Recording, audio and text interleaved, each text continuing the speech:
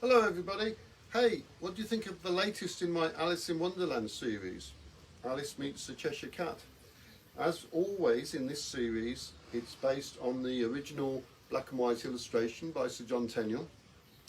We've got a nice canopy of green marine.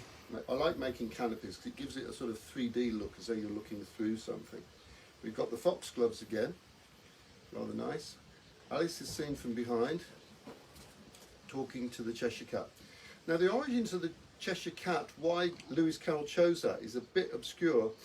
The phrase "to grin like a Cheshire Cat" already existed in Lewis Carroll's time, and it's thought that it might have been after a sign writer in Cheshire who liked painting grinning lions. But in the Alice in Wonderland window in Christchurch, Oxford, the Liddell family tree are there, and it's got 3 grinning animals, so it might be that. Anyway, here he is. He's the only person in the whole of Alice in Wonderland, not person but character, who actually listens to what Alice has to say. And he's the one who points out that everybody's mad there and that you have to be mad, and if you weren't mad you wouldn't be there. So there we are.